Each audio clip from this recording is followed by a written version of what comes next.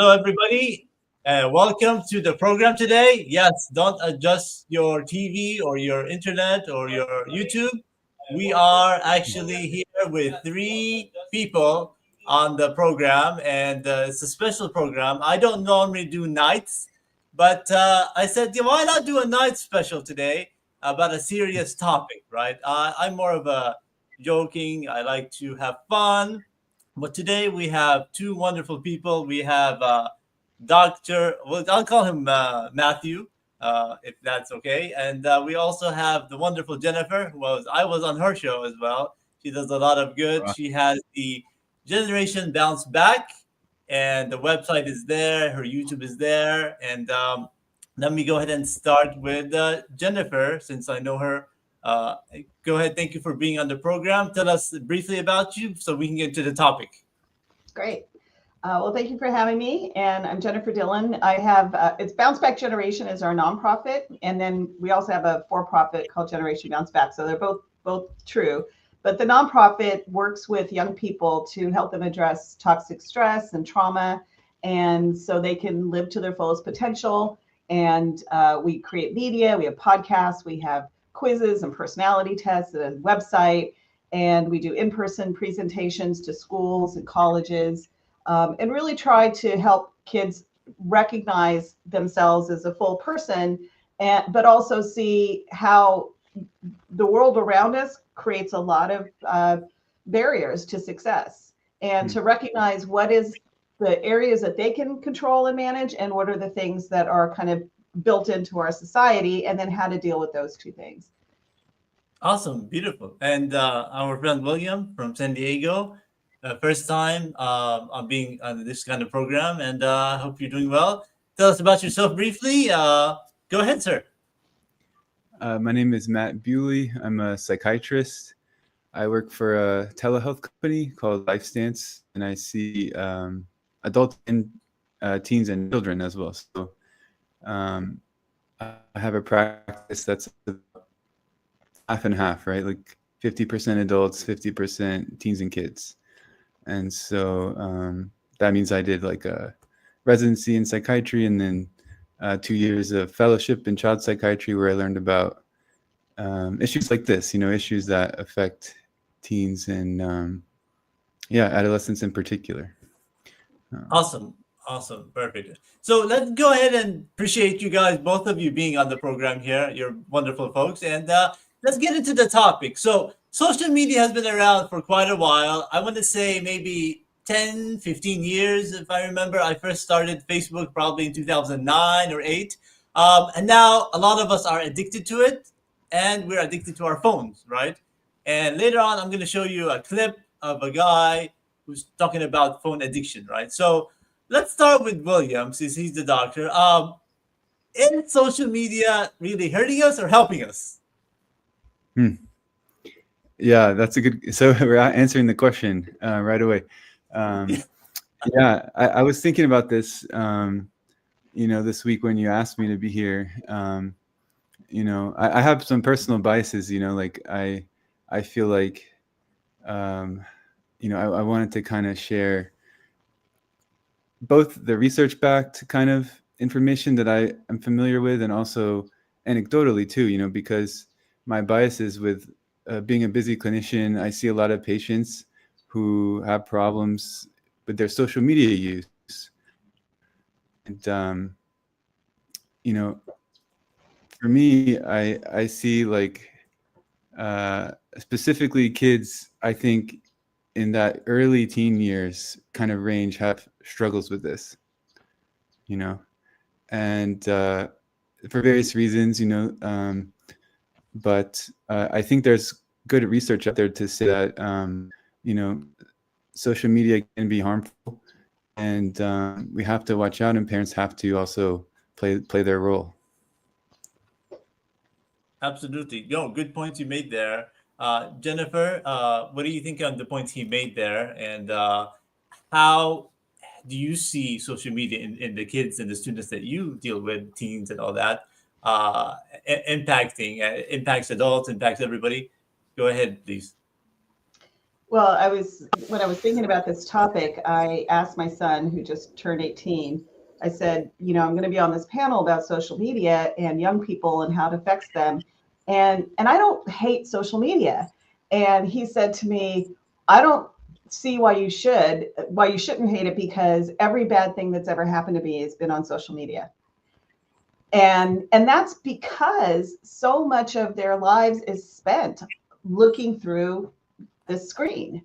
And so they're living a lot of their dramas and their experiences and their ups and downs through the screen, through social media, through texting each other, DMing each other, or seeing something that someone does that they then feel bad about. Oh, you said you couldn't go out with me, and now I see that you're with, your other friends. And I mean, there's just all kinds of things that can happen.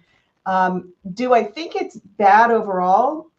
I kind of have the opinion that it's here. And so we can spend a lot of time talking about what's bad about it and what's good about it, but we have to figure it out, because there is certainly a lot of bad in it. I think it manipulates the kids' brains. It's the companies designed it that way. They have, exquisitely figured out how to get them to be addicted to it, and get us, even as adults, addicted to it. And terrible things happen, and terrible alliances get made on social media. So if you have an eating disorder, you can find a whole bunch of people, and it feels like the whole world has an eating disorder, for example. But so what can we do to fix it is the thing that I'm always thinking about, and how can we find the good in it and cultivate the good? Exactly. A lot of good points there that you mentioned in terms of how it's addicting and and people seeing their friends and all that. But I always see things that almost everything is an addiction, right? But it could be good or could be bad of how you use it, right? It could be a certain food you eat. Maybe you're addicted to apples, right? That could be a good addiction, right? You're eating apple every day, maybe one or two. But also social media could be good if you're listening to a positive talk. But if it's actually hurting you, not going to work, not spending time with people, your family, in that way, it could be a little bit addictive and bad. So before I get to the point, I want to show you guys a video and give me your reaction on this video. Okay, so I'm going to show you the video. Okay, can you guys see it? And let me know if you can hear it here. I just want to show you something. Thumbs up. The Okay. psychological power of the device. What if I was sitting here talking to you, holding my phone? It's not buzzing, it's not beeping, no one's calling me, I'm just holding it. Do you feel like you are the most important thing to me right now? No, you don't. That's the association. So when we show up for a meeting, or we sit down for dinner with our families, and we put the phone on the table, it sends a psychological message to everyone sitting there that you are not the most important thing to me right now. And putting the phone upside down is not more polite. Put it in airplane mode to take away the temptation that something's coming in, and put it in a bag or on a shelf out of sight. And this is how we should be interacting with people, giving them our full attention, because the idea is not that we hear the words they say, but that they feel heard. And this is one of the tricks. If you wake up in the morning and you check your phone, or you say good morning to the person sitting next to you, you probably have a problem. If you have to take your phone from room to room, no matter where you go, you probably have a problem. And just like any recreational drug, the more you practice leaving it away, for example, if you go out for dinner, you don't need 4 telephones. Leave one at home, leave one in the car. You have one with your spouse, it's fine. If you have a client meeting, leave it in the car, leave it in the bag, never take it out. And it becomes easier and easier. And you find it easier not to be sucked in by the... Okay, it's almost done. There's like 5 seconds here. There you go. The fear-mongering as well. So like any addiction, it just takes a little work. Okay, perfect. Okay, doctor, your reaction on that video, what he said? Yeah, no, I see this all the time.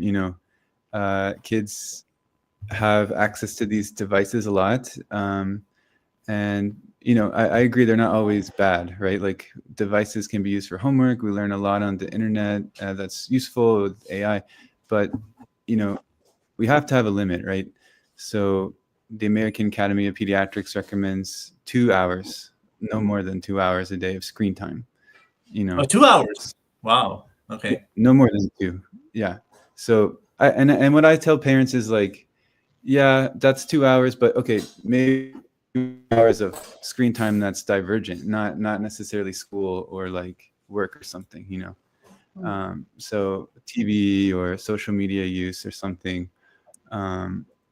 That's just my thing, but I think that's fair. You know, the recommendation is that it's there because kids also need to do other things, right? They need to exercise. They need to go to bed on time. You know, sleep is a huge problem when it comes to screens.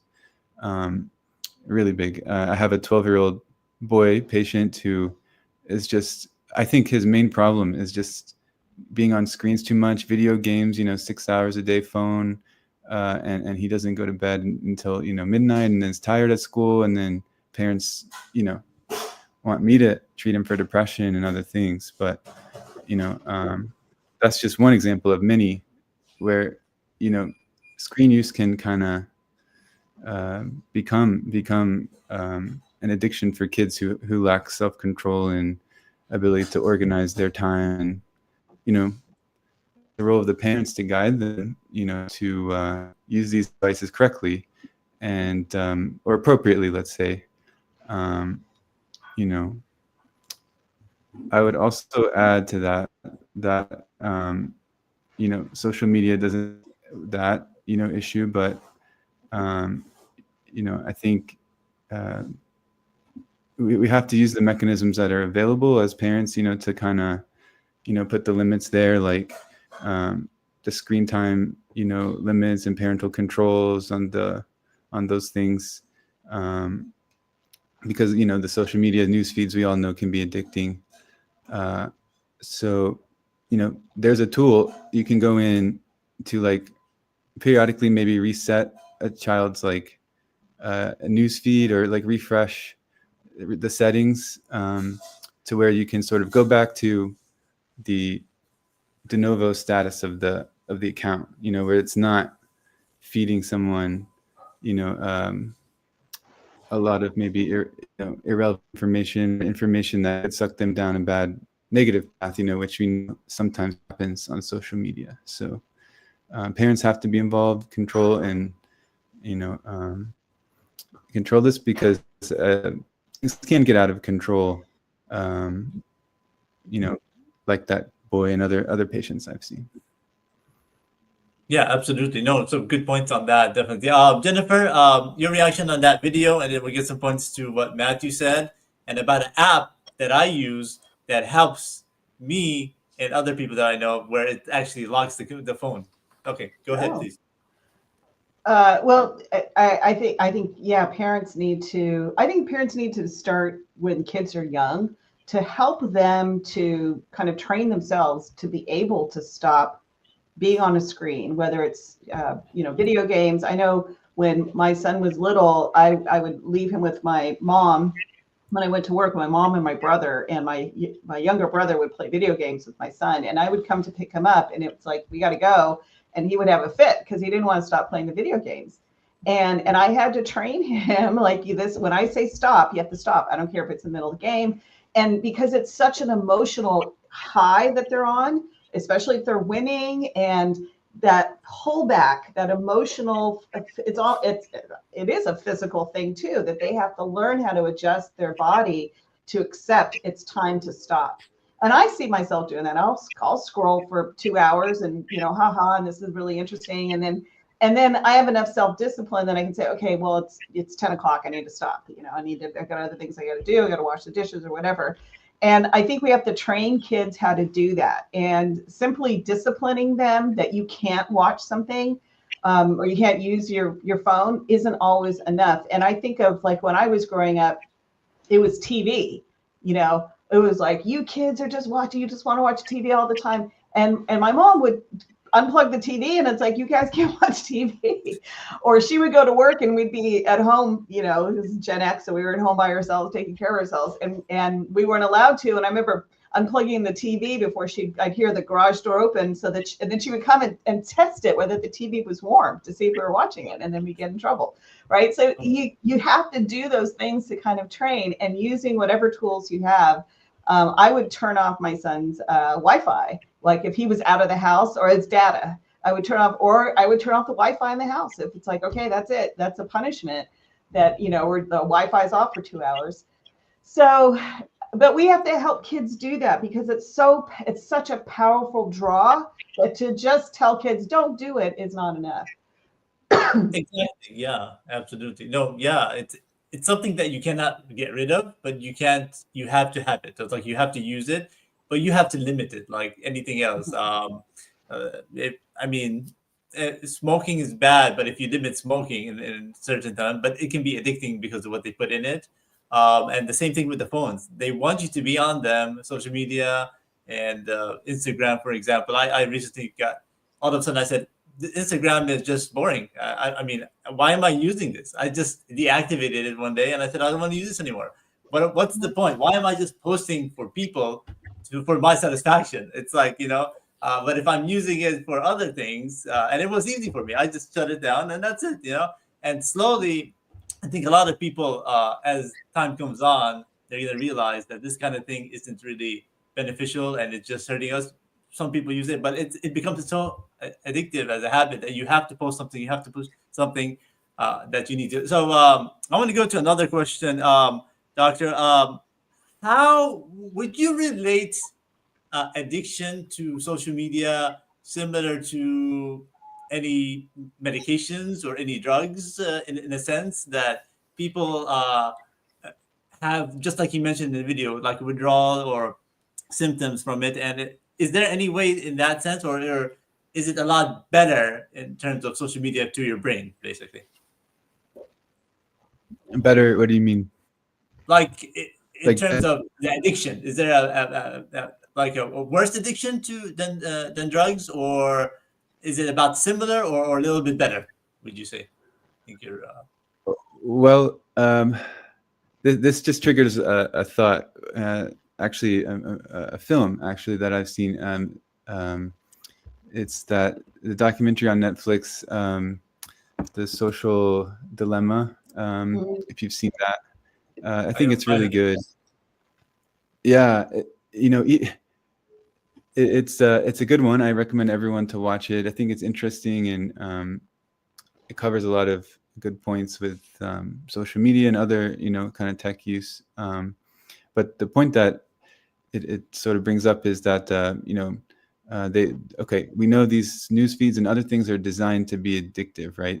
So in a sense, it's that what they call intermittent reward that's triggered by every maybe 17th or 37th post is something that gives us a little hit of dopamine, and that unpredictability of the reward is what actually keeps us coming back for more, like a lottery, like we're not gonna, like a slot machine, so it's exciting. So in a way that is addicting, and it's not as severe as hard drugs, obviously, but it's certainly maybe hitting a broader swath of people, and it's a social issue, a societal issue that we have to look at. How much time people are spending, how's that affecting families, and it's important. In that film, they even tell you your email is a little bit addictive, how it organizes. They put ads in there, and your YouTube is addictive because they have the next video thing that they make you sort of just stream straight to the video, and you can turn that off. But these things are very, very tricky, and getting you to spend time on them. And I would agree with Jennifer that these things are fun. Like YouTube, we learn a lot from it, and it shouldn't be just something that we don't allow people to do. But I think it's addicting. I absolutely appreciate it. Yeah, so my understanding is it's not as bad as drugs, but it does have bad effect, but doing it in moderation. But 2 hours, I would say the 2 hours that you mentioned is probably like you're actually wasting time, the 2 hours, which is what you guys recommend. which could be ideal, but uh, not really, because you could go around and check back your phone here and there, and if you imagine sleep 8 hours or 9 hours kind of thing, uh, it's kind of hard. And if you have a job, it can help you kind of thing. So Jennifer, the thoughts of what doctor said, and give us also some personal experiences you've had, maybe not only from your son, but from the work you've done with the kids that you deal with. Yeah. Well, I want to say that I think everybody we actually at work with the young people that I work with, we had a conversation once about the Netflix documentary that you mentioned, The Social Dilemma, which I recommend. I think every adult should watch it. And I think kids, when they get to a certain age, should watch it too. Because what it does is it takes the cover off of how this works as a business, how social media works as a business. And it really reduces, you see how you are reduced down to basically your eyeballs. Are your eyeballs on a certain thing? And then then how can we manipulate you to do certain things based on, whether it's click to the next video, or it's purchase something, or, just spend more time on it so that you get more advertisements in your face. And I think, once people understand, and once kids are really savvy, they know that they're being used by social media, that their attention is valuable. And I think the more that we can show them that you are the ones in charge, you can control this, they're pretty savvy enough to stop after they get to a certain age. But I think before, I would say, maybe 13, 14 years old, it's very difficult for them to manage their own usage because it is so addicting. The reason why I have more of a positive perspective is because the work that we do at Bounce Back Generation, we hire young people to be content creators, to actually create media for social media. And what they do is talk about their experiences, create a sense of understanding and empathy. Here's what I went through. This is what I did. They teach the tools that we have. We have all these different tools for how to build resilience. We have, the building blocks for life, which are the things everybody needs to have. You need to be safe. You need to have relationships. You need to have coping skills. You need to get help building your confidence. You need to belong somewhere, and you need to be able to talk about the things that happen to you, tell your stories. So they teach about those things using social media, and they'll use short media pieces. They'll make long pieces. And I think that's the positive side of what can be done, because you can truly create a sense of community using social media. But you have to be careful about it. And we don't advertise. We're not monetized. We don't do any of that. It's just, here's something free that hopefully can be of help, and that you can see other people. And the other thing we do is we work in public housing. So we spend a lot of time talking to kids in public housing about the way they see the world, not only so that they can have a place where they can go to and say, this is a YouTube channel, this is social media that cares about us, that is specifically targeting us, not to sell us anything, but because our voices matter. And then also that they can have an opportunity to talk to the world and say, look, and this is, I'm quoting, we are not thugs and we're not bad kids. Like, you whistle by our neighborhoods all the time and don't even know who we are. So you can see that has so much potential to open the window to the world that they could reflect out to, or get reflected back in. And I think that's the positive side of social media. Exactly. Beautiful. That's wonderful thing. Would you say that if a person is able to sleep 8-9 hours, has a regular job, is able to go out, do things, and then still goes to his phone, kind of living a normal life, but he's spending maybe 6 hours or maybe 4 hours on TikTok or on Facebook or on Instagram, but he's able to function in terms of being able to eat, and the phone is there, but not really distracting, able to sleep 8 hours or 9 hours. Would that be considered kind of a normal life, even though it's not the 2-hour recommendation? Doctor. Are you asking me? Yes. Yeah.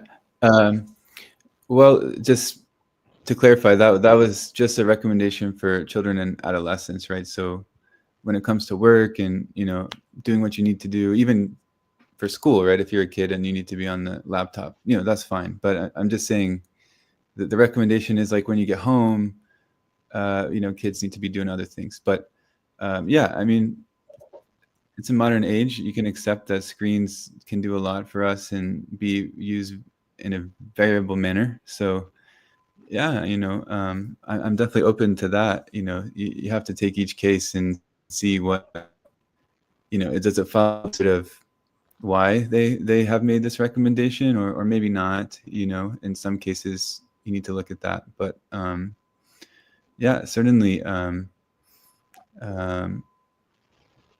people work and do so many great things with the internet, and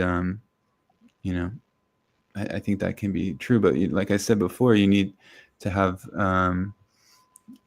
family time if you're a parent, or you need to have some other experiences. We need to limit light exposure after a certain time so we can sleep.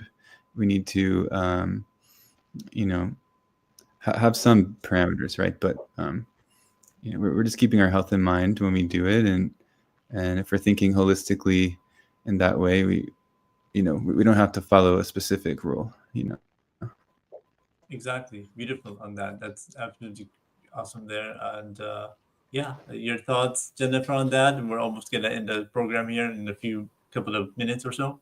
And tell us what you think on what doctor said and on the question I asked him.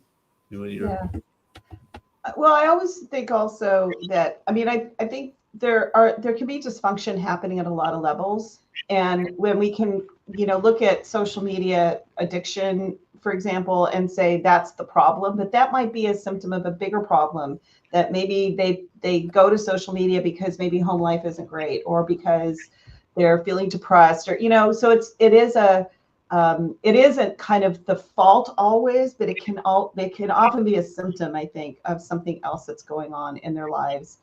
And I think, I just come down to, it is here to stay. It's like saying, well, nobody should watch TV, or nobody should use it used to be like, oh, you should go to someone's house and have a conversation with them. You shouldn't talk on the phone about personal stuff. That's how it used to be. Now it's like nobody even talks on the phone. They text each other about like, oh, I feel I'm having a bad day today. Text me so I can text you back, So we are changing and adapting to these technologies, but we should be in charge of them and not have them in charge of us.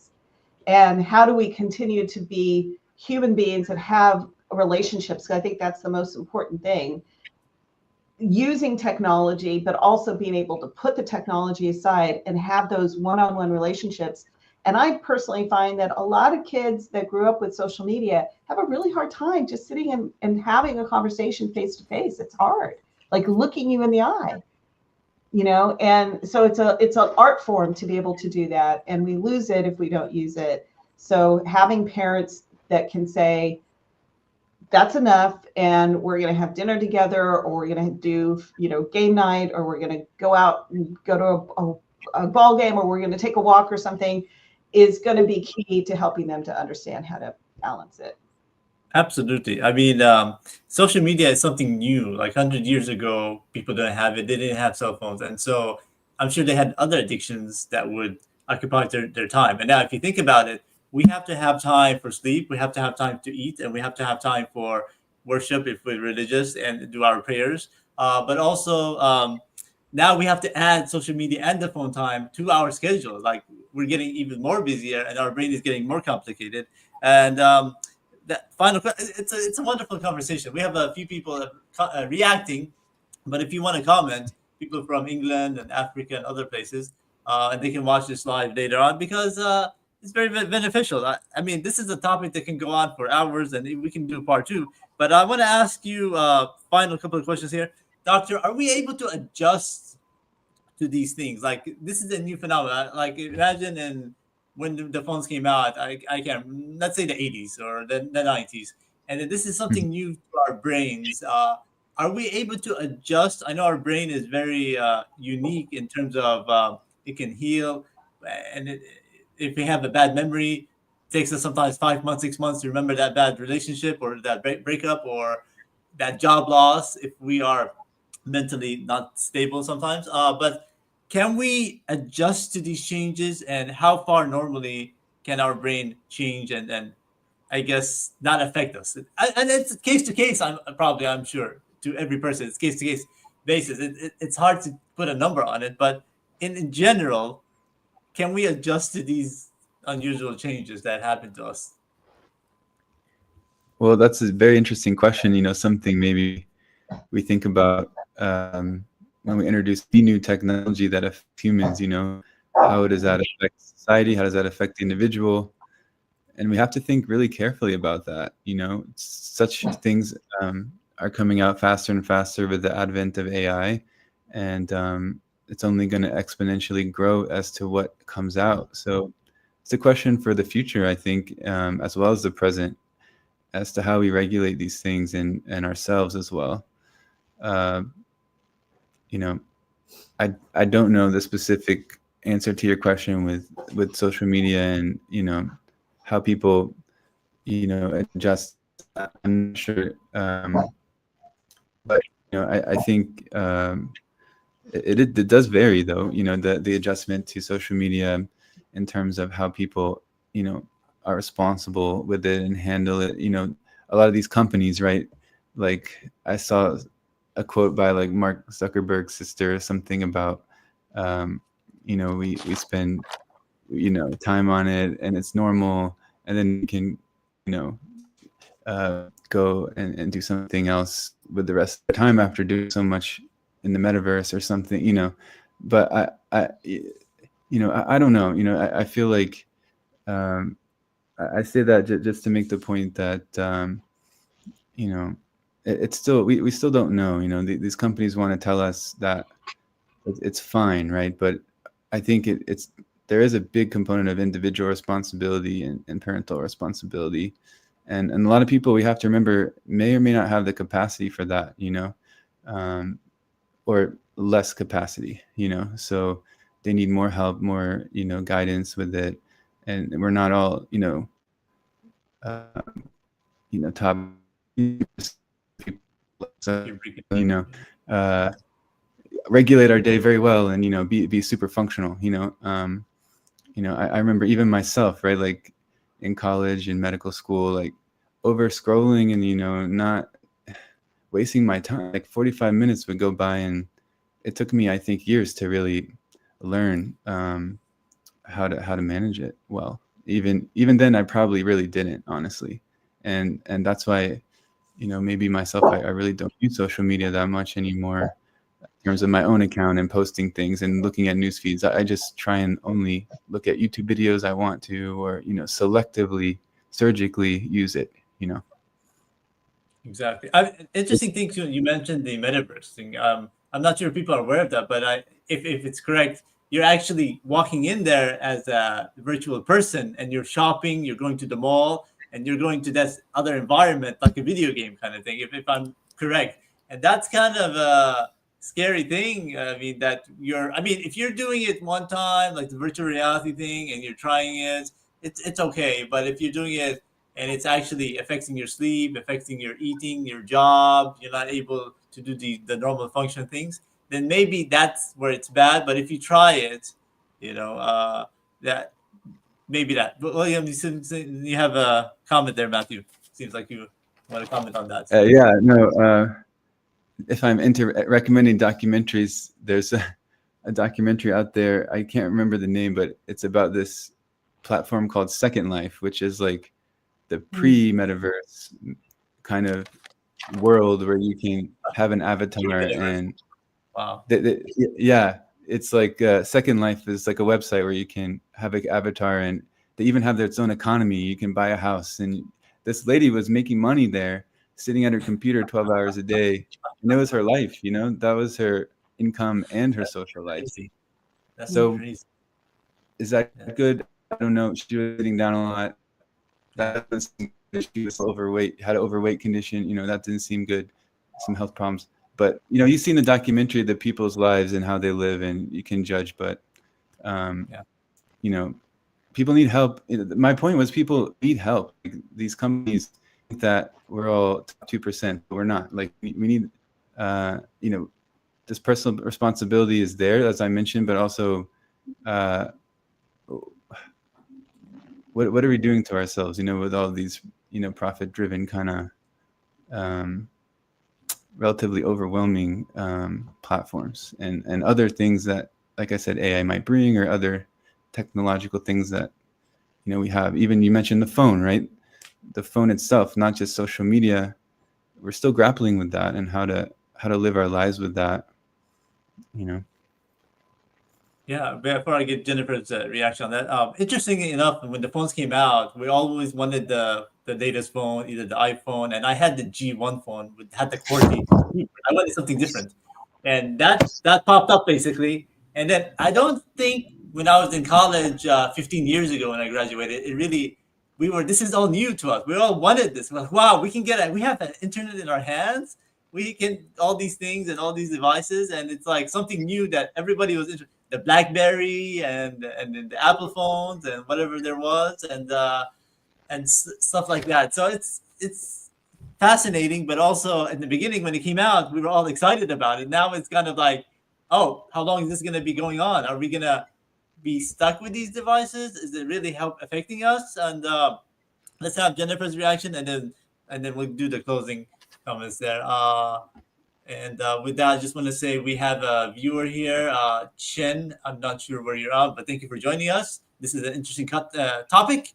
Please tell us about yourself, where you're joining us from. And looks like everybody's, if they're from the overseas, they're waking up right now because it's early in Asia or wherever they're at. So they're waking up right now. So normally I do the podcast in the morning, U.S. time, and so they're able to do this. So go ahead, Jennifer. Sorry to keep you waiting there. Go ahead and I think that one of the things that we could be doing that wouldn't be that big of a deal is for a lot of, for schools and, maybe just do like a little bit of 5 minutes, a couple of times a semester or a school year, talk about social media, how it works, why, how to get some control over it, how to set some routines around it, what are the dangers of it, what are the benefits of it, and just kind of have those conversations. Because I think that, once you raise the awareness of it, you're going to see a lot of kids are going to be able to manage it themselves.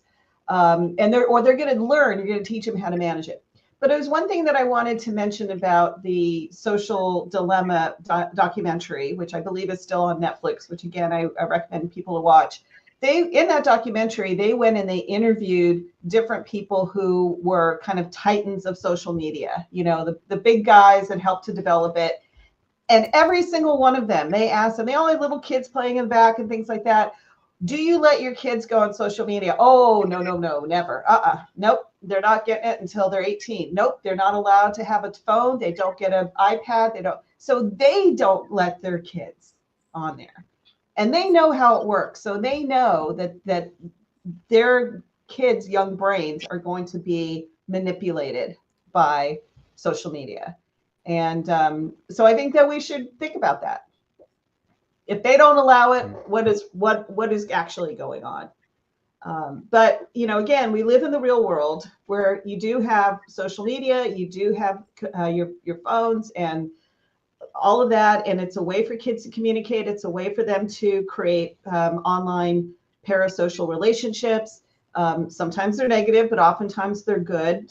There's some kids who are like in the middle of the country who are LGBTQ, for example, and know nobody around who will accept them. And they find acceptance. They find a group so there's a lot of good that can come from it. But we need to be a lot more thoughtful and teach kids how to manage it. And why can't we do that? I don't know. But we should be. And we should also have more spaces where telephones and social media are not allowed. Not in the classroom, not at the restaurant, not, whatever. Just make some places where you have to get used to just sitting there having a conversation or being bored. Allow yourself to be bored. Allow what comes up when you're bored, because I think that's also really important. Amazing. And I do know actually Yolanda. She's awesome. She's in Texas, a friend I met not too long ago. So she's commenting. She's awesome. And what actually you mentioned that it's interesting. I have actually a cousin who says every time you visit them, he has a bag, a basket basically at the door. Mhm. So put the phone in the basket and put it in the plastic bag because you're having a conversation. You're not going to be talking on your phone where you just, so they have this habit where you put it in there and then they put it in the side. And we need to establish as humans these things to help us out and how we're going to help society in terms of better ourselves and better our people. So stuff like that. Even I have a lock feature, which is called Lock My Phone.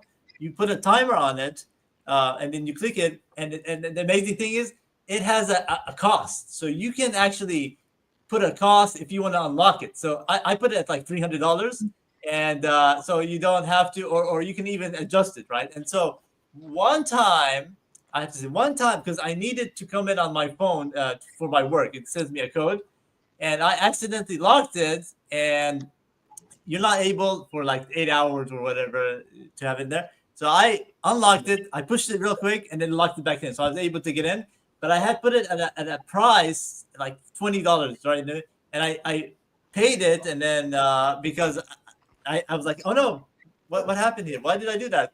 But I realized, but it has these features. You have to control it, but it's interesting how it has a cost on it that you can lock it, the app thing here, and you can set the price whatever you want, and to unlock it, and then it's like, oh, do I want to pay the money? And Who that's gets again, that money if you have to pay it? Who gets it? The company? Or does it go to yeah, charity or something? exactly, yeah, the company, the app people, yeah. So so they make it that way, which I don't know if it's a good thing or not. So you lock it, but to unlock it, you have to pay to unlock the app again. To There's a switch basically. So I'm very careful with that. So definitely. So we're approaching the 43rd minute almost in here. So this is a good conversation. Let's go ahead and closing remarks here. Let's go ahead and go with Dr. William. Appreciate you being on the program. This is a big topic, and people are talking about this all the time. And I thought it's important to bring it up. Addictions and social media, and especially with the phone system. Your closing thoughts on the program, and thank you for being here. Yeah, thanks. Lots been said. It's good. I just as a psychiatrist want to say, to sum up that, there's some association with depression and anxiety and eating disorders with social media use. We have to be careful about that. And it's also, we know that it can lead to polarization and radicalization among some people, who are vulnerable to these kind of things. So these are some things that we, look out for as a practitioner. You kind of want to, get to know our patients and make sure that, we're monitoring these things, and encourage our parents to kind of monitor them. But I agree also that there can be some positive, things to find. But again, I always encourage them to use it very strategically. My patients to use it, for, keeping, like an address book, in a way, contacting friends, using that messaging feature if they want to, or, having connections that are, not someone they can access immediately, in their neighborhood, and they can, have a friend. These are some positive things, for done appropriately. And but I agree with you, the basket, great idea. I've heard of that. Yeah, there's apps you can use. Parents can do kid accounts and all this.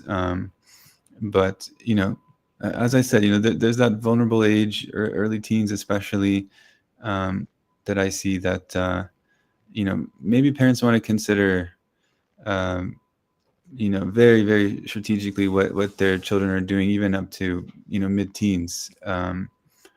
Middle school is a tough time, a lot of bullying. You got to watch out for cyberbullying as well. I forgot to mention. So sometimes having an account that's not very monitored, or not well monitored, kids may try to log on anyway, right? But limiting computer use, social media use, internet use, I think it's potentially wise, to kind of slowly introduce things gradually. And I agree with what Jennifer said about with a lot of guidance. That's true. We need to teach people all these things about how these sites work, how to use them, but use them for you and your interest, not the interest of big companies or people trying to make money off you. So, there's some good, but watch out for the psychiatric effects. Side effects of it. Yeah, I mean that may happen. It's not guaranteed. Obviously, vulnerable like, people may have these. Yeah, interesting enough. You mentioned that, and I'll have Jennifer closing thoughts on her as well. But interesting, you mentioned that there's good and bad. Like, for example, I always think of the example of a knife. A knife can be used for good or for bad, depending on how you think about it or what you use it for or who's using it, right? And so a knife can be used to cut things and use it, but if you're using it for harm, it can be used to hurt somebody, right? So that's something that's either good or bad. And I just want to say a good friend of mine, Zarita, she's in Atlanta, a good friend of mine, she is joining us, and good person who does a lot of charity work. Always donate to her causes, and she's an awesome person with the UHR, United Human Health Relief, I think. Yeah. Okay, Jennifer, please go ahead and your closing thoughts on appreciate you being on the program here. And I know it's earlier for you guys, but it's almost 8 here. Go ahead, please.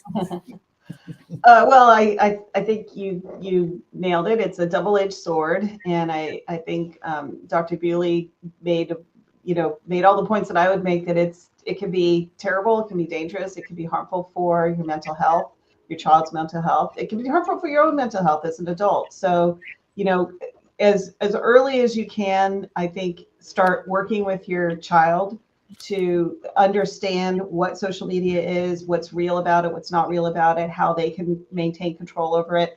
I would say if there's any way that you can be your child's social media can be visible to you, you should take advantage of that. And I think there's going to, hopefully, if this government gets its act together, there should be some new rules that can help parents to monitor social media and online use more.